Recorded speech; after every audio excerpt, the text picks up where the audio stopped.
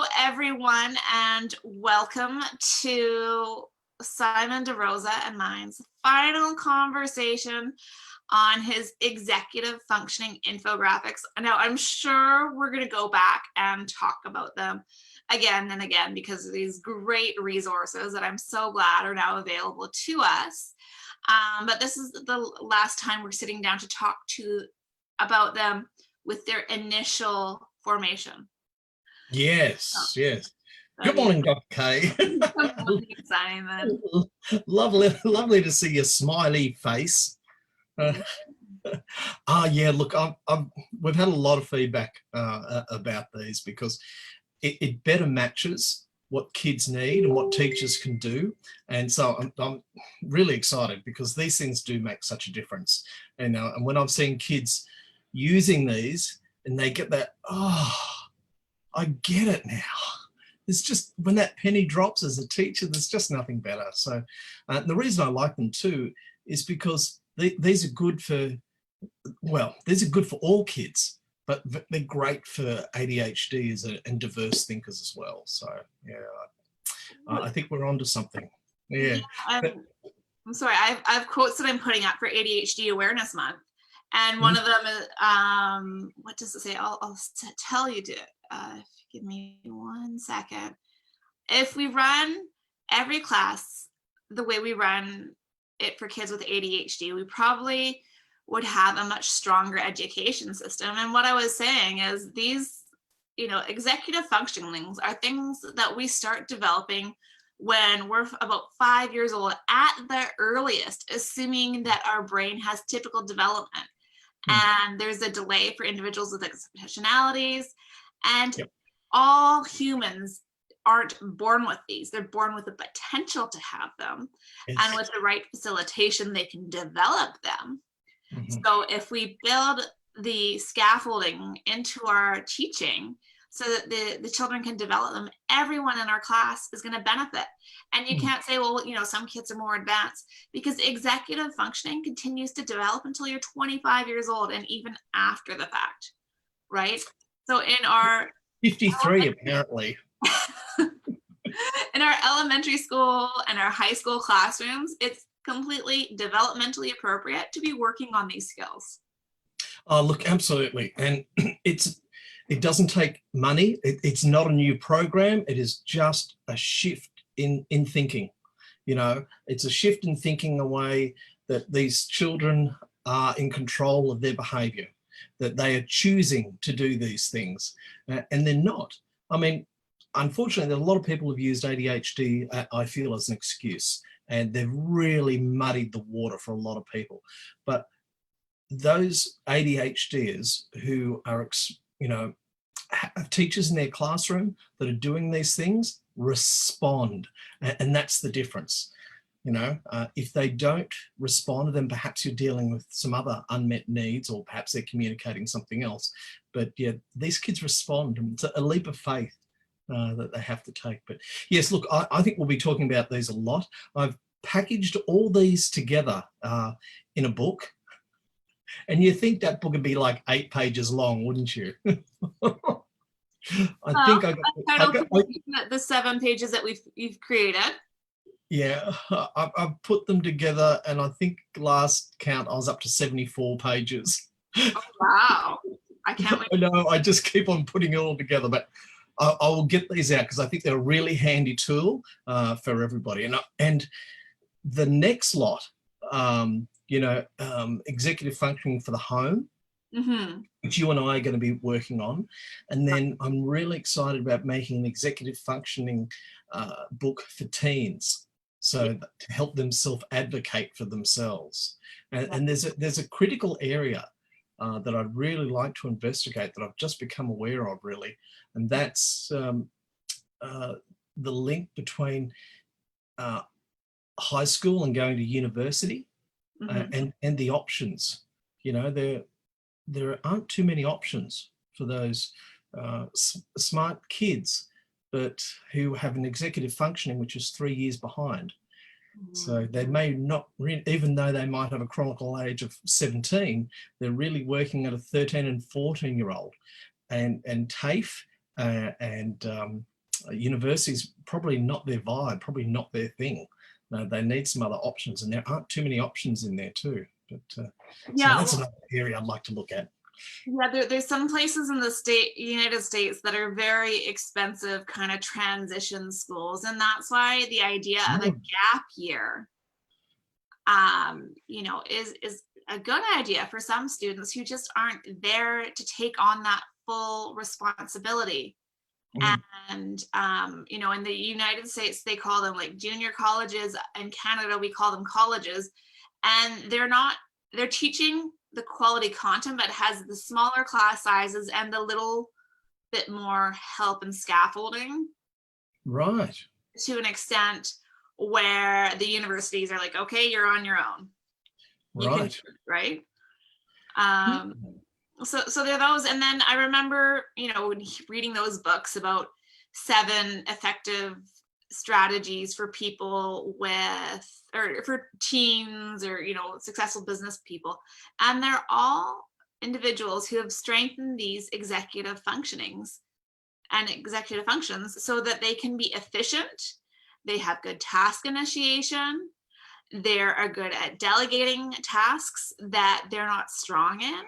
And they've really figured out how the executive functions work and how to use them to their benefit. Are you talking about the 7 Habits of Highly Effective People by Stephen Covey? Yes, that's the one. Yes, right. They have one for teens. Yes, and it's executive functioning stuff. Yeah, and how to choose between those. Yeah, and like me, I think Stephen Covey's come at it from a completely different angle, but it's still very valid. You know, it's still very valid. Anyway, should we get amongst this? I will just share the. Right, let's make you the host. Oh, okay. Sure. Oh, I do have some theme music. Have you noticed the theme music I've been playing with EB? Yes. Well, and we should mention, while we're just doing this transition, that you need to make sure that you're liking Garforth Education Facebook page and becoming a member of the Exceptional Learners Facebook group, so that you have more knowledge about when we're doing these wonderful talks. Typically we meet every Tuesday for people in Canada and the United States, in the middle of the night for the people in Europe, and Wednesday morning for the people in Australia and Russia. So yeah, we do give notice. And they're always available on replay, and I think we're also trying to get them on YouTube. I know, I'm trying to get my Twitter organized. I've got a bit to do. Twitter and anyway, first things first, things that are going to help the kids first. Okay, so this is for teachers, I suppose, to try and help select strategies in 504 or IEP plans that are also going to be supporting the kids in their classroom. When we understand the executive function and put in place these strategies to help bridge them, to help support them in the mainstream classroom, we see benefits for the particular children and for the whole class as well. So good teaching is good teaching, and this is all about good teaching. And I hope it's not too much. Now, distraction impulsivity, this is the thing that I think it's one of the things which is most talked about, besides that emotional regulation. And this was a bit tricky to try and put together in a visual form, but I did enjoy the challenge. And I suppose, Dr. Kay, I must say too that, and remind people that there's not one set of executive functions. Some people believe there are 3 to 5. Some people believe they're up to 15. Some are very loosely categorized. I tried to base mine somewhere on Brown's model and somewhere between Professor Russell Barclay's model. But what I tried to do is put them in context of the classroom for teachers. And these ones were kind of left at the end. And through them kind of runs the theme of time and time blindness, which sits alone, but inside there. I mean, it is complicated, but I hope I've extracted it enough to make it workable. I'd like to see the next version too. The one thing that we should also mention is that every one of these tips and suggestions is not going to work for every student, right? It's not like this is a recipe that equals an individual that has wonderful executive functioning skills once you've gone through it. You need to pick and choose based on the individual and their needs, and not just get discouraged if the first one that you try isn't working, right? It's just like anything. These are individuals with unique needs, strengths, and weaknesses. So you need to use the information that you know about their strengths and weakness profile and use those to help guide you to the ones that you think are going to best help them, but be willing to alter your approach given the response. Yeah, absolutely. And I think there's a consistency. If you just try it 3 or 4 times, you know, it's not going to work. You need to try it, you know, for a good 3 to 4 weeks before you're making up your mind about it. I also believe it's so important to talk to parents. Now, even though these children are all uniquely different, and once you've met one ADHD, you've met one ADHD, they also present differently in different situations. That's why many of these kids aren't medicated at home or on the weekends. It's only because they present this way when placed under this stress and the expectations of the school system. And their parents sometimes have the strategies in place to get them through the weekend. I didn't want to get into medication, but I just want to make the point that, you know, I've seen kids who struggle in the classroom to accept feedback, but I've seen them on the football field at AFL, and they'll take a thump and they'll drop a ball and they'll take direction, they'll get up and they'll just keep going. But on the sporting field, they've been fine, but in the classroom, they haven't. And I've seen the reverse of that as well. Each child is different and each presentation is unique.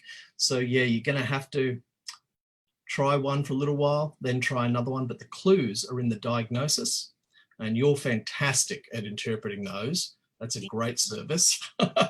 and in the parents. And you might have to go digging, but you know, if the parents say, oh yeah, we have a list or a schedule, you go, bingo. That's a strategy the parents are using. I could copy and use as a starting point, and then use that to bridge them to where they need to be or need to get. And also consider different personalities and your own personal strengths and weaknesses, right? Because as an educator, you're a unique individual that has your own strengths and weaknesses. You may have ADHD yourself. And, you know, if your weaknesses line up in the same area, it's hard to necessarily make sure that you have the supports to help an area that's weak for you and the student. And then you can have some, you know, some sympathies. And one thing that I like to advocate, if a child has a strategy that works for them, don't try and change it, right? You know what works, stick with it. But if it's not working in the situation that you're in, then you have to be willing to try something else. But I think the worst thing that you can do is, for a student that has an effective strategy, try to force them to change. My personal experience, I'm an individual with dyslexia, and I remember this happening in school where my teacher also had dyslexia. And they're like, okay, well, this is how all dyslexics obviously think. And so you need to take notes like this. And I couldn't, because that was just, you know, making me use my weakness. And it made things so much worse. And he was pretty fixed in his mindset, not willing to believe that there were other methods to use. Yes. Yeah. Right. Yeah. So that's exactly right. When you've got one, well, it's a clash of executive functioning. You know, and not understanding that everybody else doesn't work this way as well. You've got to find something that works for that particular person. And a lived experience, whilst very valuable, is actually only, how can I say this gently, is only one lived experience. You know, and I think Dr. Kay and I, we've come across hundreds of different experiences. And, you know, your solutions are valid, and there are going to be people that your solution will work with, but it's not going to work with everybody. Yeah, it's and not to take it personally. Yeah, I think that was, it's hard not to sometimes though. The glass slipper in Cinderella's foot, right? There's a perfect fit. You just need to figure out what that perfect fit is.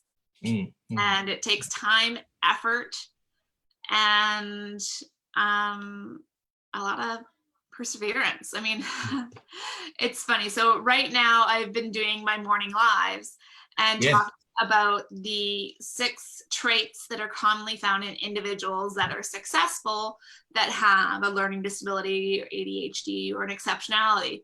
And a lot of them have to do with these executive functions. And today I was talking about perseverance. And yesterday I was talking about being proactive. And these are all skills that we need to help foster, right? Yeah. And these are all growth mindsets. Exactly, which we're talking about next week. Absolutely. Yeah, that's why it's often referred to as the entrepreneurial gene. Yeah. As well. Yeah, which has got to be a better name than ADHD, you know. Oh, gosh, I'd like a better name than ADHD. All right, back on this. Otherwise, you know, we are so passionate. I know we could keep on talking about this forever. Yes. Well, look, there's I suppose 3 columns that I've got on this page. Distraction on one side and then impulsivity on the other.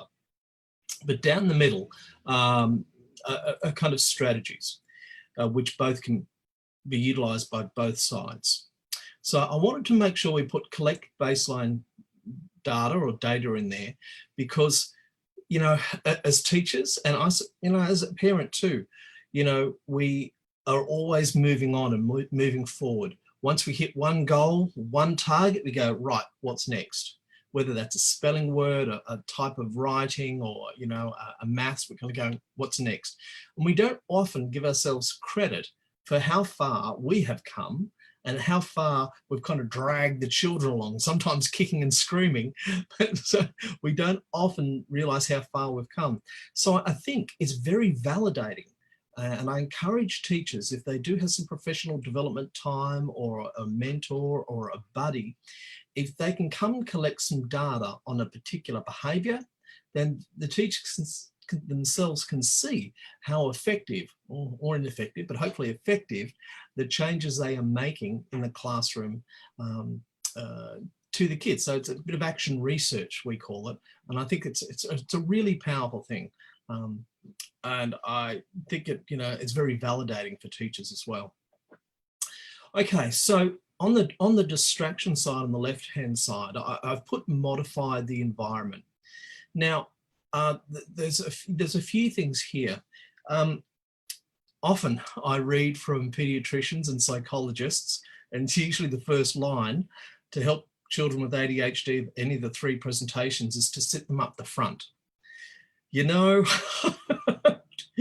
for some that could work very well, but I can tell you there's not a whole lot of high schoolers that want to be sitting up the front, and all of a sudden they're going to go, no. And you're in a confrontation with the teacher and it's all going downhill. So I think there needs to be choice. And in fact, it's really important because of the inclusive nature of Canadian culture and the inclusive nature of the Australian culture. What we're doing is not putting people out. We're not segregating people anymore. We're trying to include them. And that comes with challenges too. But when you place a child at the back of the room, or you place that child outside and the child has no choice, that's actually segregation. And actually it's discrimination. It shouldn't actually be occurring at all. But if the child chooses, oh, can I sit outside and just work quietly? I think that's self-advocating and that's spot on. Can I sit up the back? Yep, as long as it's your choice. And as long as they can come out as well. I've seen people put tape around a desk because other people would come and stir up the ADHDer so that the ADHDer would go off and the whole class wouldn't have to do the work. So I've seen the teachers try and say, okay, anyone goes in there, you're in trouble. And it also puts a child in there that they can't leave. And if they don't have a choice over that, then you're actually denying them freedom and inclusion. So it's important that the child has a choice. And two, you know, if it's an older child, then they need to be involved in this decision in some collaborative manner. So yeah, that's why I put quieter space. It's something you need to decide together. Up the back of the room, look, sometimes even in tents. I know I've seen kids work under desks and blankets over the top to try and help them with their focus.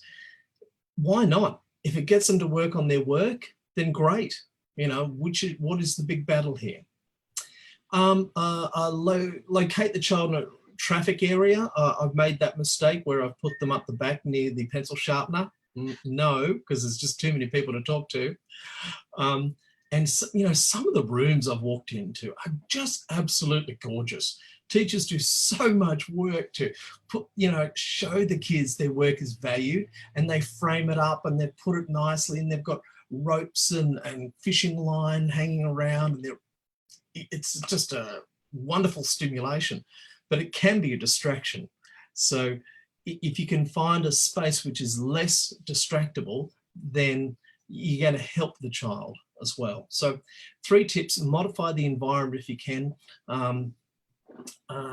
Yeah, I could go on, but I won't. I'll stop there. Well, what I was gonna say is that Pinterest and Instagram can be, for teachers, your worst enemy, because you see these gorgeous, beautiful classrooms that have wonderful displays, and they're creative and they're beautiful and they're wonderful. And I know how much time goes into creating that environment, and I understand the pride that you want to have in having a beautifully put together classroom that's, you know, magazine ready. Yeah. But the thing that you have to remember is that this provides easy escapes for distraction, right? If a child finds what you are talking about to be less interesting, and there's a beautiful presentation on the wall with gorgeous images, you're fighting an uphill battle. Yeah. And the other thing that I really like that I see in some classrooms is having a quiet corner. And this is helpful for the ADHDers, but also the kids that get dysregulated, right? Yes. And overwhelmed in the situation. And, you know, this is the situation where they can go outside and sit in the carrel to do some work just so they can have less stimulation, or have that little area that they can go to just reset. And sometimes all it is 15 minutes needing that. And then with the older students in high school, you know, it's that, okay, you have 2 minutes to go get a drink of water and come back. You don't have to ask me, you just have to give an indication that that's what you're doing, and that you can do that. And I know that's what you're doing, as long as you're using it appropriately, right? As long as you're using it to self-regulate and to get your drink of water, to clear your head, and not disrupting other classrooms and other students, you're using it for its purpose. Yeah. And look, it comes back to those 2 things. In high school, often that there is a timeout card or a pass card that some kids can use. But I get that it comes back to 2 points we often say. Won't other kids think that's unfair? Well, yes, it's not about fairness. Educational fairness is about getting what you need to succeed. And if a 2-minute drink is something which is going to keep that person settled and let you teach, then why not let them do it? It's about picking the battles. I think that's just so important. Yeah, it's about getting what you need to succeed. High schoolers do that as well. I think that's what I wanted to cover. Oh, anyway, sure, it'll come back to me. Eat that frog.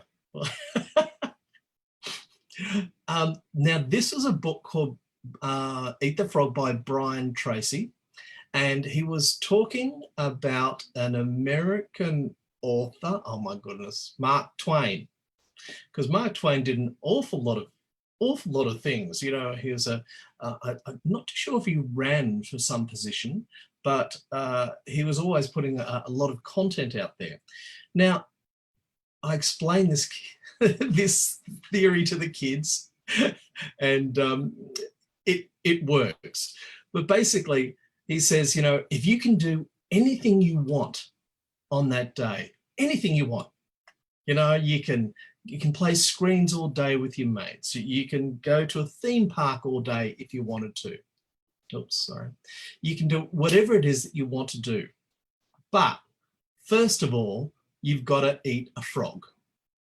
Now, as disgusting as that sounds, you know, I tend to go into descriptions with the kids, and they'll say, no, I don't want to eat it. I'll go, no, you have to eat it before you can do anything. Okay? What time of the day do you want to eat? Are you going to eat that?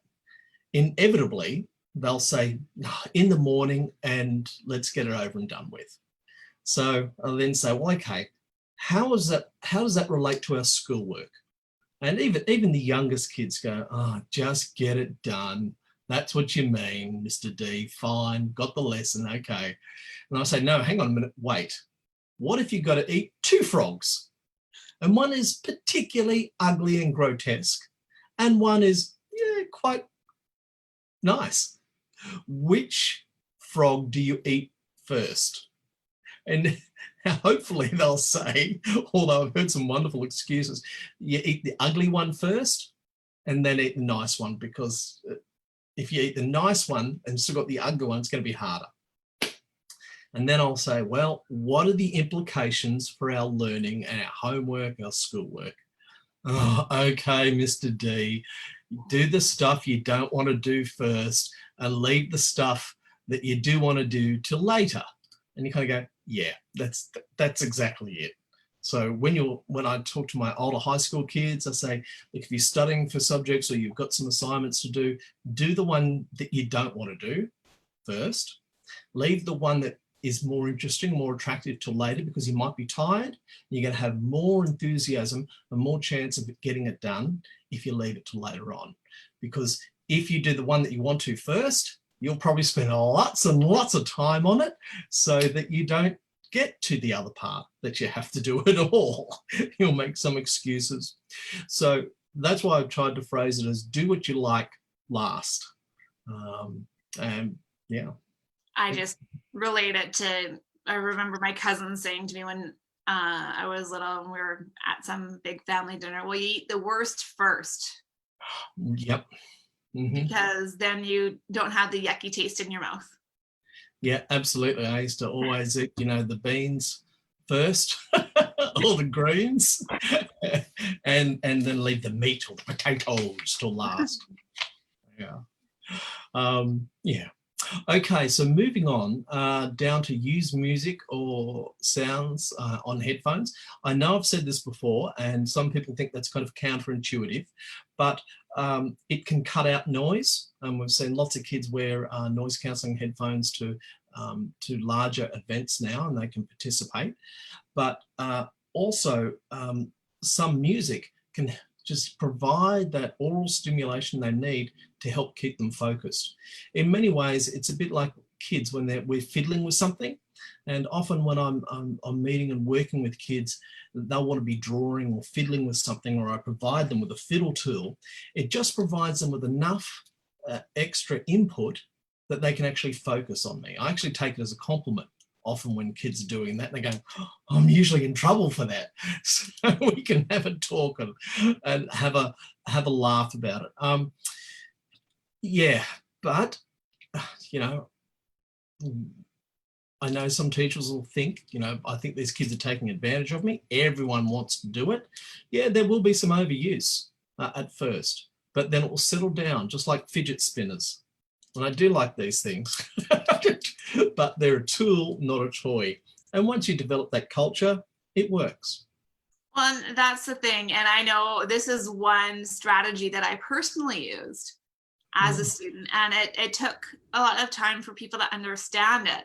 But the way that I like to explain it to them was, there's part of my brain that needs to be distracted, right? Whenever I'm doing a task, there's part of it that's always going to be looking for things around.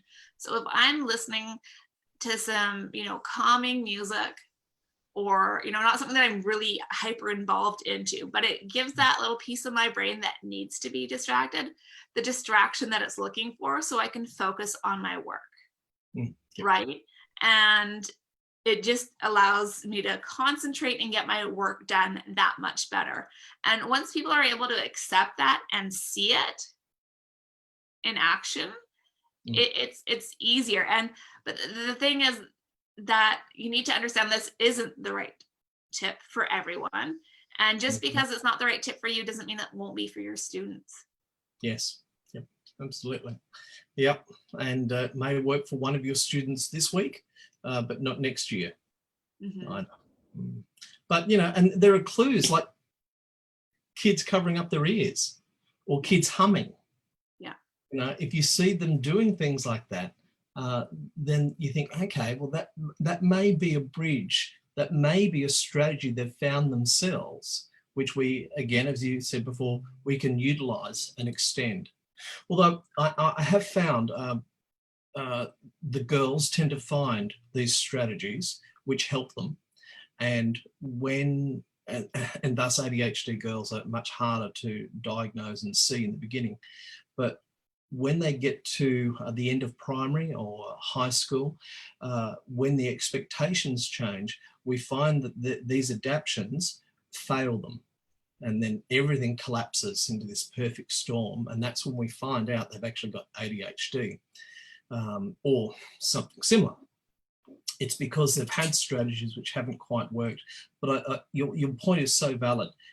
Look for those little clues, trust those instincts, and it might be good, but it could be better with refinement. And the kids are going to be more willing to try it if it's something they have ownership over and they're familiar with as well. Discuss grit and perseverance. So I talked about this morning. Oh, did you? I did. And I was going to share a quote by Albert Einstein that I think shows the importance of this. And he said that it's not that I'm so smart, it's just that I stay with problems longer. So what we really need to teach students is that, yes, it may be hard at first, but the longer you stick with it, the more successful you will see. And you need to help them develop strategies for dealing with obstacles, setbacks, and adjusting to the challenges that they face, right? So that's why we need to talk to them about what it means to have perseverance and, put up with the challenges and keep fighting forward, and show them that, athletes do this, professionals do this. It's not unique to them, but everybody has different skills that they need to do. And, the best examples of individuals that are persevering is toddlers. Right? Think about them learning how to walk, learning how to run, learning how to talk. They're trying so hard, and they can keep on trying over and over again. Despite how many times they fall, they get back up and try and figure out walking, because they know that is what they have to do in order to succeed. Yeah. And parents don't say, oh, you fell over, just give up. They encourage them. They don't focus on the mistake. They try and change the environment, give them a chance to succeed, and they'll say, come on, let's have another go. Exactly. So it's all about helping them with the support. And I also pointed out that Merriam-Webster defines perseverance as a continued effort to do or achieve something despite difficulties, failures, or oppositions. Right? So talking to them about what it means to persevere is also important. So they understand that, there is a word for this, and everybody goes through it. I purposely didn't put resilience there, because I think resilience has been overused and perhaps even abused too. But Dr. Kay, have you come across the learning pit? Possibly. I can't think of it right now, but we do have a horse named Resilience. Oh, you do have a horse named Resilience. You had to throw One that of our in horses is named Resilience. there. And I bet you that horse loves apples too. Yeah, you know what? He's pretty fond of apples. We gave him some earlier today, and he was quite happy about that. I bet. We got so many apples there. I'm going to say, talking about the learning pit, till our growth mindset work. Right, yes. Because, yeah, that adds another level to it. But I think it's more than just talking about it and hoping it's done. But if teachers can find it, celebrate it, encourage other kids to dob other kids in who are being persistent and resilient, and find examples of it, and all be talking about it, so, you know, for a fortnight or for a whole theme, you'll raise the consciousness of what it's all about, because parents will be hearing those conversations that you have. And perhaps if you put a newsletter out and you're discussing perseverance and saying, why don't you have a look at these clips at home and watch Arnold Schwarzenegger's talk about that broke the internet at one stage, and why don't you look at if you want to change the world, start by making your bed, and all those wonderful, inspiring clips about grit and perseverance, and have those conversations at home as well as at school, so that, you know, they're hearing lots of it and seeing lots of it, and then they've got the model of what it is to actually do. And praise it, right? Yeah, I mean, one thing that we've mentioned often is that our kids with ADHD often hear an estimated of 20,000 more negative comments by the time that they're 12. Yeah. Right? Yep. So when you see them having that perseverance and grit and pushing through, compliment it, praise it, say, I know you're struggling with this, but you're doing a really good job at keeping with it and trying harder, and acknowledge the emotion that they're feeling, and let them know that you realize that they're working really hard at this and they're trying hard. And, you know, if they are still struggling with it, say, you know what, that's okay. We're just going to try harder next time. And it's not saying that you're not trying hard enough right now. It's just not the right time for it to be figured out. Yeah. Yep. And, you know, it's all about, modeling it and picking it out of the way. It's bouncing back is another program I've seen here in New South Wales, which is fantastic. That, you know, mistakes happen, and that's a part of life. And you bounce back and you move on. It's not the end of it. It kind of really challenges, it really challenges that black and white thinking and that catastrophic thinking that we've come across before. But a lot of these, as we've said, all overlap as well. Great videos on grit and perseverance. Just moving down there to brain breaks. I think we've discussed these before, but you know, there are two parts of ADHD. There's the frontal lobe and the area around the frontal lobe, and there's the limbic system. And because the ADHD brain produces about 20% less feel-good, you know, endomorphins and neurotransmitters than atypical people, the limbic system is always searching for that stimulation. It's always kind of, you know, sussing it out. It's hungry for it. It's starved of it. And of course, ADHDers, some of them have realized that moving is the quickest way to get a release of endomorphins and the feel-good things. That's why many of the hyperactive presentations are always on the move, because they're actually trying to stimulate the limbic system deep inside the brain.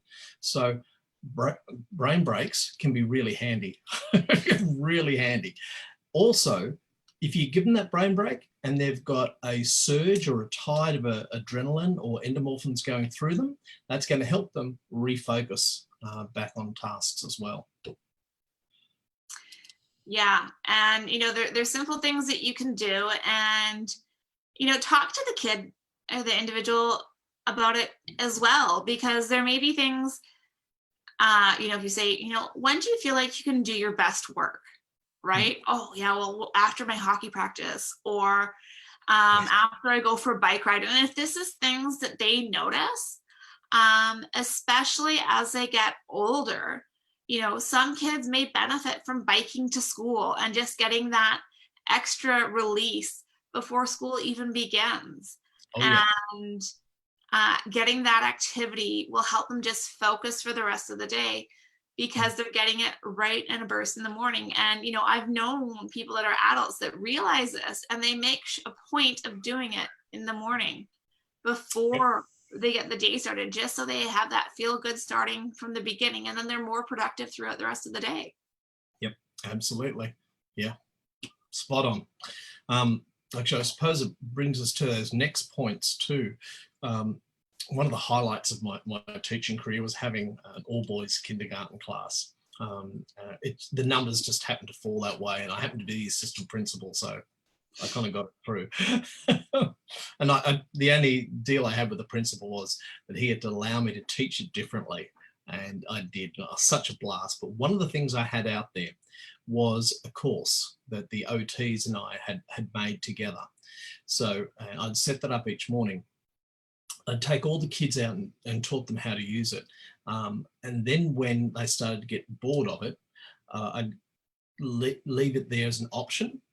So if they were having a hard time with it and they wanted to have a bit of a break, they could choose to go do the course and come back. So I gave them sort of some autonomy or some advocacy over it.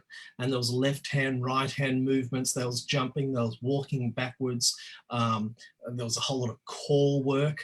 And we put some literacy and maths out there and jumping on it, and had trampolines and rolling. It was great. It used to work so well. Yes, it was overused at first, but then it came back. But all those things, especially for these younger kids, are really, really help that impulse control, because they've got to control their body. And that's that moment where they have to have that focus. And that's that teachable moment where you go, you know how you jump off the trampoline and you hold it just for that moment? That's the focus that I want you to have, or that's the stillness that I want you to have. And if they can have that success with their bodies first, I believe that really helps healthy brain development.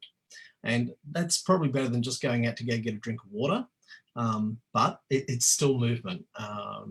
And I think meaningful. So OTs, occupational therapists, I think have wonderful ideas, and so does some speeches too, about things that you can incorporate for brain breaks. I mean, there's all that dancing and there's go noodle, which is all wonderful, but I think it's all part of the diet that children should be experiencing when it comes to brain breaks.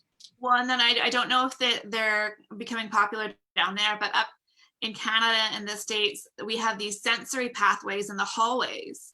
The schools are putting in, and, you know, with things becoming less expensive, there's the Cricut machine or different vinyl cutting machines where you can cut these things so they can have circles and they can have handprints that they have to do high fives on at different parts of the hallway, and they can follow the footprints in a crazy pattern, and it just gives them that extra little bit of stimulation that they need to succeed.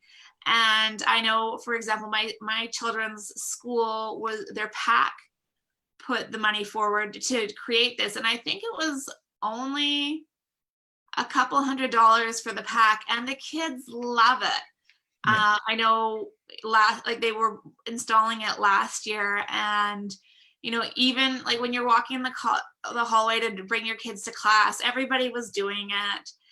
And you know, if you have those passes where you have the kids, okay, you know, just go to the sensory pathway and get that stimulation, right? And then they can come back and they know where it is, and it's not too much of it in position, and it gives them that little break and lets them have the reset.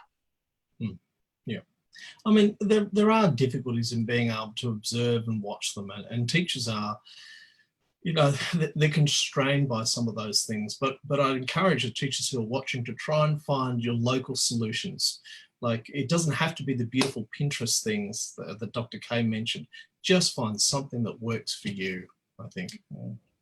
Now, the non-verbal reminders is a real link to the 20,000 negatives that ADHD is on average here before they're the age of 12, I believe that is.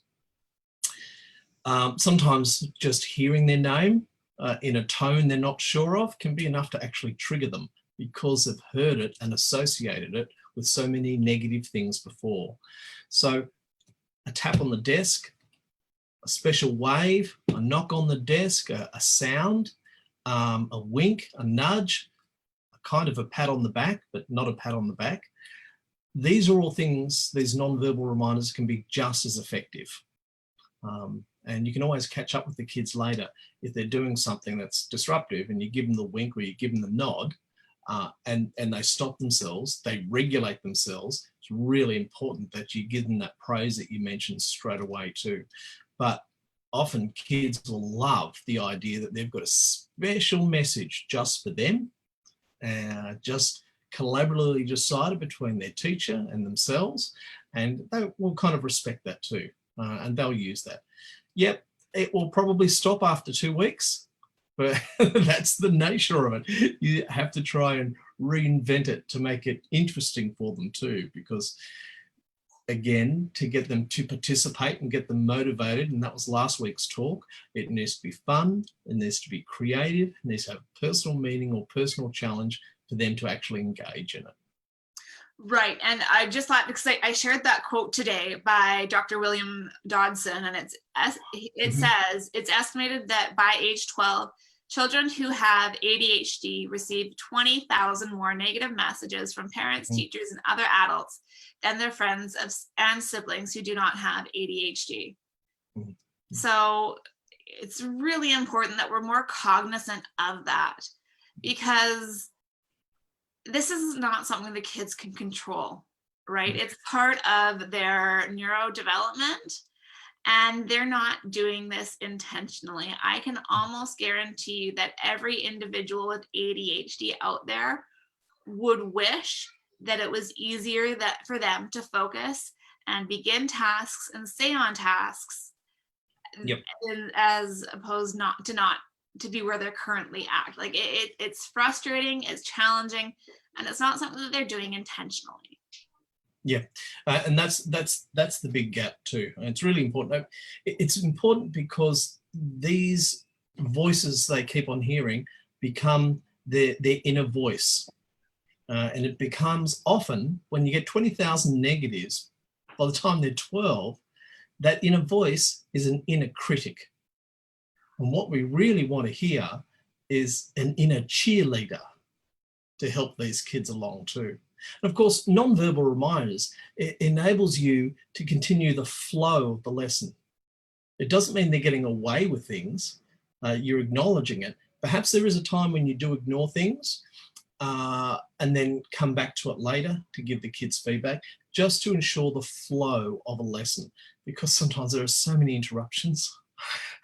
There's so much to get through, and you're hanging on to this, and you've got 24 other kids, 26, 7 other kids in the classroom, sometimes 30. It's not just one child that's going to be interrupting, it's going to be 3 or 4. A quick non-verbal and continue on. It's just what you need to be able to do. So it's good for their long-term mental health, and it's good for your teaching as well.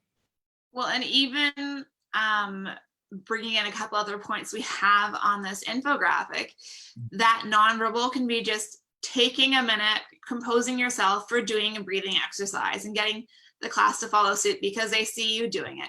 And, Yes. Modeling that as a form of regulation and self-regulation, and say, have a discussion with the class. Okay, so this is a strategy that I use to help with my self-regulation when I feel that I need it. I take a deep breath and I do it. So what I want you to do, if you see me during the day doing this, I want you to stop and do it as well. Right? Because again, it's something that everybody in your class is going to benefit from. It can help them refocus on the activity, especially when they do that deep breath, getting that extra oxygen to their brain. Yeah. And it can, when everybody's getting antsy and, let's face it, there's some lessons in your curriculum you don't want to teach. The kids don't want to learn, but you still have to get through them, right? Yeah, so and a little extra kick of oxygen is going to help everybody. Yeah, there are some times when you're just hanging to get to those cupcakes for the special morning tea at recess. And you get distracted. Look, you've jumped up right up the top there to impulsivity, I think, and that whole part about modeling. breathing and counting, thought, pause, reaction, and delayed gratification. You know, these kids, it's part of that time conversation, are grounded in the now. They have trouble learning from things which have happened in the past, and can only see to the next meal or to the next playtime or to the next thing which interests them. So this is why feedback and praise is just so very important. And because they're grounded in the now, they just react straight away. And that's where we want to put a pause in between the thought and the reaction. And breathing is the key for that. And when you model it as well, they go, oh, okay, this is when I use it. This is how we do it. We all try and do it. You can't expect these kids to do it if you don't do that too. You can't, as that quote goes, I believe, is it Mona? It talks about you can't regulate, an unregulated adult cannot regulate an unregulated child. So if a kid's going off and you're going off, there's no way you can get there. You're just adding fuel to the fire. You have to be, as I say often, the responsible adult in the room, because that child can't change. You have to model the change that you want to see in the child. And that's why you get paid the big bucks, to be able to do that. You paid the big bucks. Yeah. It's just like Daniel Siegel's flipping the lid, right? Yep. If you're dysregulated and the child's dysregulated, you can't come back down. Yep. Yeah. If you're both in the downstairs brain, as Segal talks about too, yeah. Yeah. Yeah, that whole delayed gratification it's like a carrot just in front of them too. That's why big rewards at the end of the week aren't going to make a difference to these kids, not even at the end of the day. And that's why punishment doesn't work. You know, if they are getting a detention for something, and detentions are on a Thursday, and they've done something on the Friday, so they've got to wait the weekend and then 2 days, they don't relate the punishment, the detention, to the past behaviour, because they're focused in the now and they believe they're getting punished for something they've just done. And if they've been great that morning, it sends very confusing images. And this is why suspensions don't work, and they're so topical at the moment too, because whilst it buys some time, it doesn't address really what needs to be addressed. It's a timeout, but unfortunately, some of the things that are put into place on the return aren't related to the behaviour, aren't related to the executive functioning of the kids. You will sit up straight 80% of the time. You know, I hit my 80%. I don't have to worry about it anymore for the week. Sorry, what was that? I've hit my 80%. I don't need to worry about it for the rest of the week. Woo-hoo! Yeah, I've got the go home free card. Yeah, I've done it 80% of the time this week. I'm good. Yeah, I've got a card. I've hit my goal. Yeah. But there is so much in that. We could talk for a while, but that's why I had that film clip of that 5 too, just that counting down and breathing. And that's why I believe a lot in meditation and mindfulness, because kids won't calm down if you tell them to calm down. No adult will. I don't know why we persist in doing it. But if they've been able to center themselves at some time and they've had experience at that, then you can say, okay, now it's time to center yourself, or now it's time to breathe, feel your whole body relaxing, and you're co-regulating with them. You're modeling that. And that's the very next point. You know, if you do it, they're going to be more willing to do it as well. You're learning with the kids too.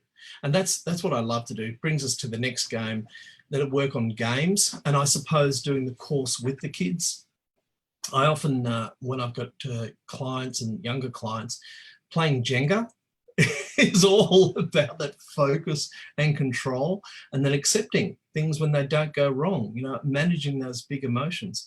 I think it's a wonderful time to model that regulation, model disappointment, go, oh, this is so tense. No, I'm just going to breathe first. Okay, let's think positively and have a go at this, you know, and then you can catch the kids doing it as well. Connect 4 is something, they're my go-tos with kids. Kerplunk. I don't know if you know that one. Oh yes, Kerplunk, yeah. And the sticks. Or they have like topple ones where you're putting different weights on. Yeah. Yeah. They're learning without knowing it. Exactly. Tricks. Yeah. Yeah. And then doing the course. Yeah. I think that kind of all works there. Give responsibility to lead. I think I've already shared that story. I was a casual teacher and I walked into the room one day, and on the notes that a teacher had left, the teacher said, "I'll watch this kid." So I pulled this kid up and said, "Oh, can you take the role to the office?" And he went, "I never do that. I don't do that." And the other kids were going, no, don't do it, Mr. D. You can't send him. And I'm going, oh, I so have to send this kid. And because he'd never been picked before, never been trusted before. Oh, they get so proud. Oh yeah. He was king for that minute. And look, I sent another kid and I said, now, if he goes to the toilet, you're in trouble. You got to keep him on task. And he went there and came back, and he was good all day because it had that win, because I trusted him. Often when kids, we give them that responsibility and they fail because they go to the toilet and they get distracted and they chase butterflies, we deny them an opportunity to practice that leadership. In fact, they probably need more leadership opportunities than those other kids as well, but we kind of deny it. And with good reason too, because, we need to focus on the lessons sometimes, and we need to be reassured that that kid is safe and the other kids are safe too. But, as I say to teachers, you've got to find that what works for you and in that situation, and teaching that teachable moment. If you just happen to be able to say, oh, walk over there and you can observe it, you're giving that chance a child to practice that responsibility and control the impulse, and teaching the teachable moment, if you can, if it works for you. Definitely. And finally, discussing the benefits of not acting impulsively. And this is the whole marshmallow task, right? Oh, yes, that is so cruel. I thought it was terrible when it came back on TikTok and lately, and yeah, I'm sure everyone's seen it. It's where you leave a kid with the marshmallow and say, if it's still there in 2 minutes, I'll give you 2. Yeah. It's a great way to find who has problems with delayed gratification. Yeah. Sorry, I cut you off. I got excited, but did you want to add something? That's all that I wanted to say. It's just learning that sometimes waiting, it's worth the wait. And, that's, think of the kid on Christmas morning that just wants to run in the room and open all the presents, right? Or on your birthday when you're waiting for the party to happen and it takes like 5 days for 2 hours to pass. Sure. It's that whole time thing. It's a whole perfect storm of executive function going bad. Exactly. Yeah. I'm thinking of Sharknado images at the moment. Anyway. No, I haven't seen it, but I did see the clips. Oh, dear. Bringing up those experiences where they have waited and it was better, it was worth the wait. Yeah. Right. And it's hard in this society that we've become for instant gratification. Yep. Right. And I mean, I remember having to wait for commercials to pass before watching the next part of the episode in the TV show, and then having to wait a whole week before I could watch the next one. And you tell the kids of today this, and they don't believe you. Yeah, exactly. And, the internet before it was high speed and dial-up connections. I'm loving, we've got 5G at the moment. Yeah. This area has just gone to 5G, and it's pretty lickety split. It's great, but then I remember sitting for like 2 minutes waiting for a website to load and thinking it was so fast. Yes. And now it's like, come on, computer. And when kids say, "Oh, I'm bored. I've been waiting here for like 8 seconds," I go, "Good.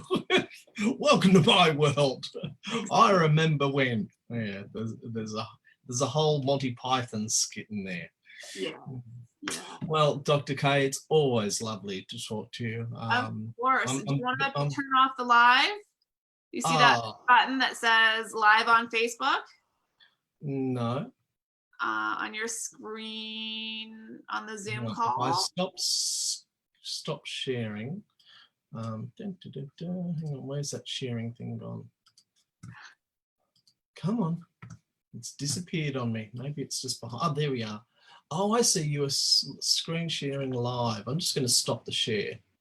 Yeah, and then you see where it says live on Facebook. Yes. This is our teachable moment. Right click that. Or don't we need to say goodbye to everyone first? Oh yes, thank you everybody for joining us. We look forward Canadians are so rude. I know. Oh, look, it's been wonderful.